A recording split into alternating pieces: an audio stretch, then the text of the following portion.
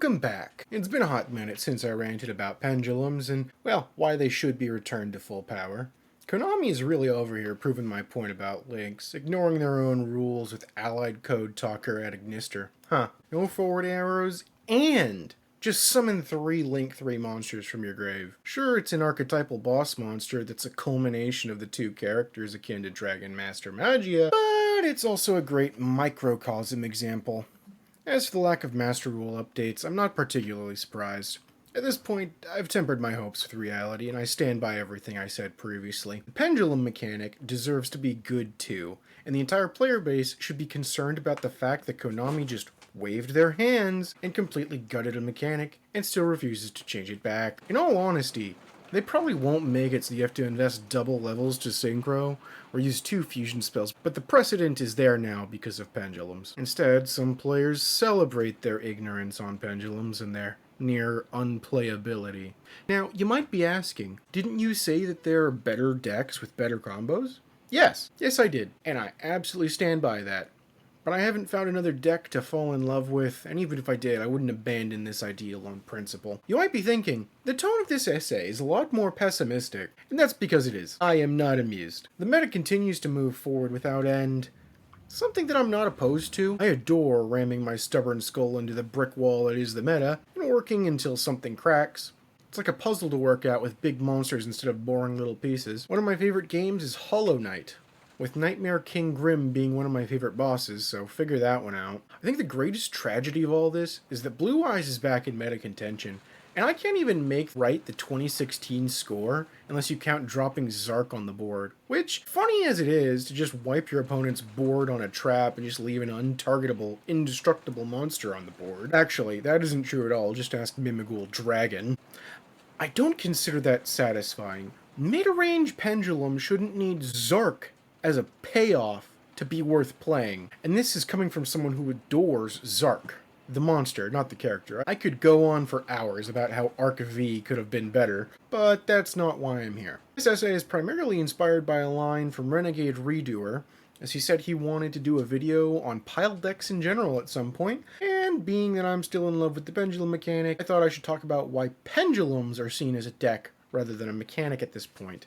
So, what is a pile deck? The short version is basically a deck that has multiple engines in that have synergies that allow them to work together in a way that pushes them further than they could have gone alone. One that I was somewhat interested in back in the day would be Lunalight Mech Knight Invoked, which probably had a cool name now that I think about it, but oh well. Kitchen Sink from the OCG is another. Sometimes there's 60 cards to make up for all the separate engines and still allow for hand traps and such. I previously described how most pendulums are primarily searchers and engine pieces, as there needs to be a critical mass of pendulum cards for you to even start. You have no idea how much pride I had squeezing 9 non-engine into my deck, which is why I abhor the King's Sarcophagus package. Throw up the meme. In a way, even in the anime, between Performapal, Magicians, and Odd Eyes, they're arguably a pile deck, because you have 3 separate archetypes working together.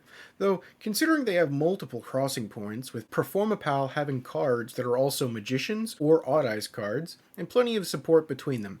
You might argue that they are a single large archetype, with cards like Skulker Bat Joker helping to bring them all together. As for a good example of Odd Eyes being something of a pile deck, go watch one of Entertainer's Odd Eyes vs. Meta videos. He actually has a production value and can edit more than a few stitched recordings together, while talking over top said stitched recordings. He always does a great job, plus he's actually good at the game. The fact that Pendulum is basically seen as a pile deck is entirely Konami's fault. And to give you a good understanding of why, let me give you a theoretical turn too. You have no cards on board, 0 cards in hand.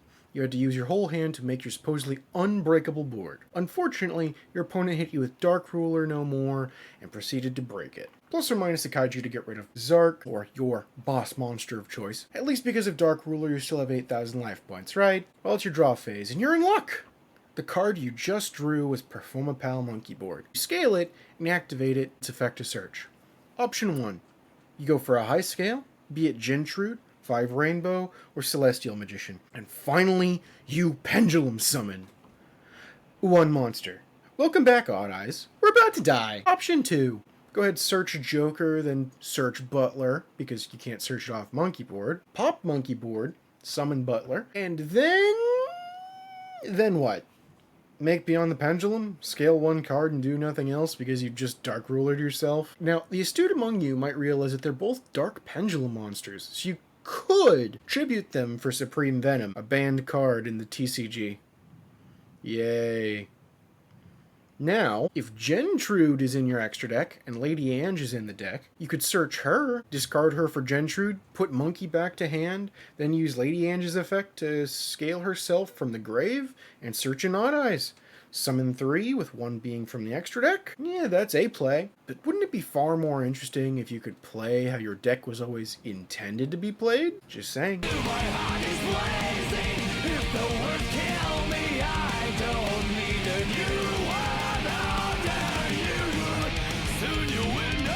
Option 3, Scoop Phase. Option 1, but for real. Your opponent negates that shit. Ghost Ogre, Ash Blossom, Dominus Purge, Omni, Ryziel Pop. Pick your poison. If that's your prospect for a potential turn 2, then of course you're gonna go full wombo combo, balls to the wall, build a board. Your second Pendulum summon isn't even real. Your ceiling for turn 2 plays is held so artificially low that you need to make the first one count in such an explosive, monster combo heavy way. Unfortunately, this makes for another unfun kind of Yu-Gi-Oh!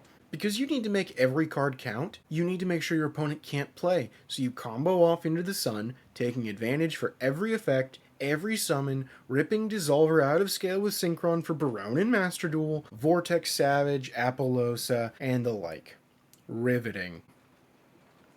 Sure, removing them in the TCG helps to alleviate that kind of board state, but it doesn't actually solve the problem that Pendulum as a strategy just doesn't have other options. You can't just summon 1 or 2 monsters a turn when your opponent is going to use their 10 or so engine pieces to zoom off into the sun while blasting you with their 24 non-engine. God forbid they drop Max Bird on you and proceed to hit you with more hand traps than the 4 they actually drew. You're in a whole new catch-22 where you have to combo off into the sun because a conservative play is easier to blow out of the water. But you might have follow-up for the next turn, or you make your break my board style end board, completely ignoring modern meta decks near immunity to hand traps. Power creep, power creep, power creep. My biggest point is that you can't sit there as Konami and punish Pendulum for playing the exact way you designed them to play, then turn around and make that, but 10 times worse. Editing Addy, play the clip.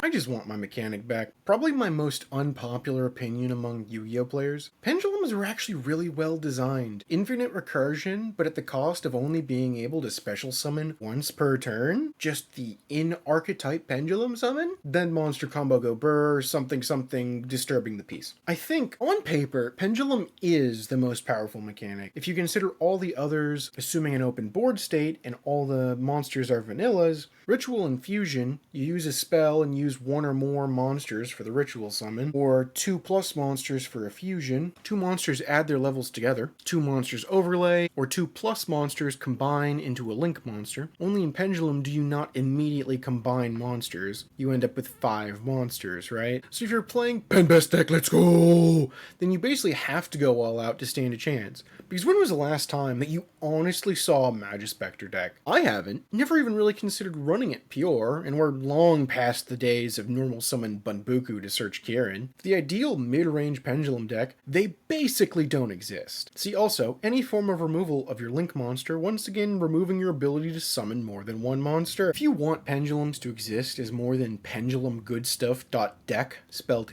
D-E-K, then you need good archetypal payoffs and not just the DDD fiend lock. Even Odd Eyes with protagonist support privileges doesn't get off scot-free. Also, loosely related note, Blaze isn't even that good. but somehow it hasn't been imported to the TCG yet. I guess we'll see if it's in Doom of Dimensions. Yay. What I'm saying is Pendulum has to function like a pile deck because there's not another way that it's going to be even remotely viable. This is probably going to be a theme, but to call back to Warframe for a moment, there's this place called Duviri. Spoiler warning. 5, 4, 3, 2, 1. The tides of the void are always wearing away at it, and the more islands are consumed by the void, it becomes a little smaller, a little more tight-knit, as it loses more of itself, but it keeps the important parts closer to its chest. In Yu-Gi-Oh!, you could imagine this as power creep, forcing you to have more and more advantage and combo potential as Pendulum loses its identity to try and keep up. Of course, it never works. So what's the answer here? Do we just stop power creep? In an ideal world, no. Probably not. There's plenty of answers, each with its own set of pros and cons. I've personally always enjoyed the challenge of bringing down meta decks with my favorite. I will die on the hill with my previous assessment. Pendulums can come back to full power and it seriously, honestly, wouldn't matter. Editing Addy, show him the clip.